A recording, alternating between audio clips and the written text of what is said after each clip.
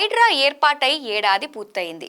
చెరువులను, ప్రభుత్వ స్థలాలను, భూ కబ్జాలను కాపాడటంతో పాటు వరదల వంటి విపత్కర పరిస్థితుల నుంచి గ్రేటర్ హైదరాబాద్ను రక్షించేందుకు తెలంగాణ ప్రభుత్వం హైడ్రాను ఏర్పాటు చేసింది. గత సంవత్సరం 2024 జూలై 19న హైడ్రాను ఏర్పాటు చేస్తూ రేవంత్ సర్కార్ ఉత్తర్వులు జారీ చేసింది. ఈ ఏడాది కాలంలో హైడ్రా పనితీరుపై ప్రశంసలతో పాటు ఎన్నో విమర్శలు, ఆరోపణలు కూడా వచ్చాయి.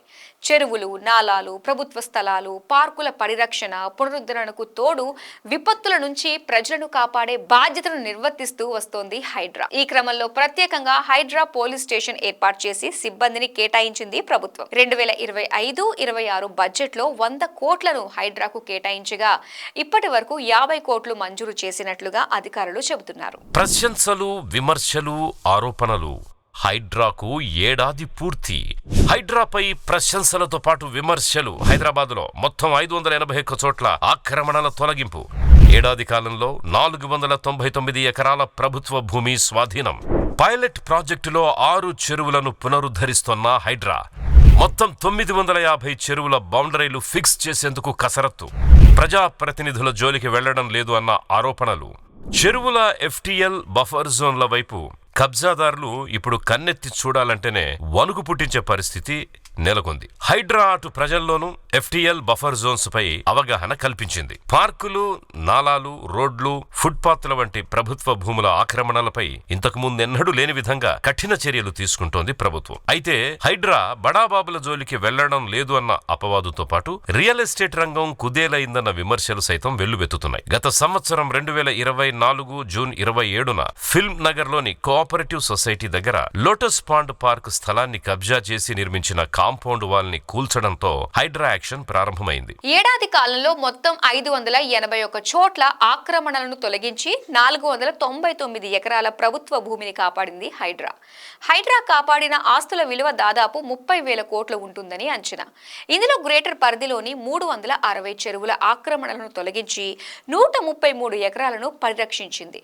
పలు లేఅవుట్లు, కాలనీల్లో 86 చోట్ల ఆక్రమణలను తొలగించి 123 ఎకరాలు, 20 నాలాల ఆక్రమణలను తొలగించి 8 ఎకరాలు, 74 రహదారుల ఆక్రమణలను తొలగించి 218.30 ఎకరాలు, 38 పార్కుల ఆక్రమణలను తొలగించి 10.65 ఎకరాలను కాపాడింది హైడ్రా. అలాగే 5.94 ఎకరాల్లో అనధికార నిర్మాణాలను కూల్చివేసింది.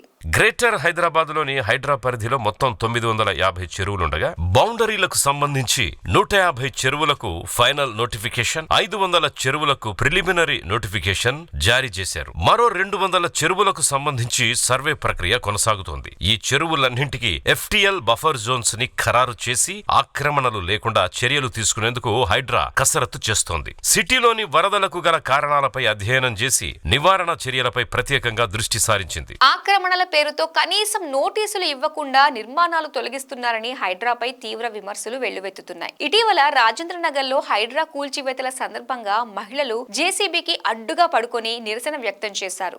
గతంలో కూకట్పల్లి, కుత్బుల్లాపూర్ సహా వివిధ ప్రాంతాల్లో కూల్చివేతలు మొదలైనప్పుడు కూడా ఇదే విమర్శలు వినిపించాయి. అంతేకాకుండా కనీసం సమయం ఇవ్వకుండా యుద్ధ ప్రాతిపదికన కూల్చివేతలకు పాల్పడటంతో పేదవాళ్లు, సామాన్యులు తీవ్ర ఇబ్బందులు ఎదుర్కొంటున్నారని వాపోతున్నారు. ఆ మధ్య ఓ చిన్నారి కనీసం తన స్కూల్ పుస్తకాలు కూడా హైడ్రా అధికారులు తీసుకోనివ్వలేదని చెప్పడం ఇంట్రెస్టింగ్ గా మారింది. అయితే తాము వెకేషన్ నోటీసులు ఇస్తున్నామని యజమానులు వేరు, పొజిషన్ లో వేరొకరు ఉండటంతో వారికి చేరటం లేదని హైడ్రా కమిషనర్ రంగనాథ్ చెబుతున్నారు. ఆక్రమణలను ఖాళీ చేయాలని టైం ఇచ్చి ఆ తర్వాతనే కూలగొడుతున్నామని వివరణ ఇస్తున్నారు. హైడ్రా వచ్చినప్పటి నుంచి హైదరాబాద్ లో రియల్ ఎస్టేట్ పడిపోయిందనే విమర్శలు వెల్లువెత్తుతున్నాయి. హైడ్రా దుందుడుకు చర్యల వల్ల నగరంలో నిర్మాణ రంగం కుదేలయ్యింది అన్న వాదన గట్టిగా వినిపిస్తోంది. మరీ ముఖ్యంగా చెరువులు, నీటి వనరుల సమీపంలో ఉన్న నిర్మాణాలపై హైడ్రా తీరు ప్రభావం చూపించిందని రియల్ ఎస్టేట్ వ్యాపారులు ఆవేదన వ్యక్తం చేస్తున్నారు. కనీస నిర్ధారణ, సర్వే లేకుండానే హైడ్రా కొన్ని నిర్మాణాలను కూలగొట్టడంతో అంతా భయభ్రాంతులకు గురయ్యారని, తద్వారా హైదరాబాద్ లో ఇల్లు కొనాలంటేనే కొనుగోలుదారులు భయపడే పరిస్థితి వచ్చిందని వాపోయారు. మరి ముఖ్యంగా హైడ్రా చేసిన హడావిడికి చెరువుల సమీపంలోని నిర్మాణాలపై తీవ్ర ప్రభావం పడిందని, ఈ ఏడాది కాలంలో ఇళ్ల అమ్మకాలు పడిపోయాయని బిల్డర్లు ఆరోపిస్తున్నారు. అయితే గతేడాది మే నెలతో పోలిస్తే ఈ ఏడాది మే నెలలో 14% ఆస్తి రిజిస్ట్రేషన్లు పెరిగినట్లుగా నైట్ ఫ్రాంక్ ఇండియా విడుదల చేసిన తాజా నివేదిక చెబుతోందని హైడ్రా సమర్థించుకుంటోంది. ఏదైనా ఏదైనా వ్యవస్థ కొత్తగా వచ్చినప్పుడు ఇబ్బందులుంటాయని, హైడ్రా పరంగా మొదట్లో కొన్ని అపోహలున్నా ఇప్పుడంతా సర్దుకుందని అంటున్నారు. హైడ్రా కేవలం పేదల ఇళ్లను కూల్చివేస్తుందని, బడాబాబులు ప్రజా ప్రతినిధుల జోలికి వెళ్లటం లేదని పెద్ద ఎత్తున విమర్శలు వెల్లువెత్తుతున్నాయి. మాజీ మంత్రి మల్లారెడ్డికి చెందిన యూనివర్సిటీ భవనాలు, బీఆర్ఎస్ ఎమ్మెల్యే పల్లా రాజేశ్వర్ రెడ్డికి చెందిన అనురాగ్ యూనివర్సిటీలోని హాస్టల్ భవనాలు, ఎంఐఎం ఎమ్మెల్యే అక్బరుద్దీన్ ఓవైసీకి చెందిన ఫాతిమా కాలేజ్ చెరువులు FTL పరిధిలో ఉన్నాయనే ఆరోపణలున్నాయి. పేదలు, మధ్యతరగతి వాళ్ల ఇళ్లను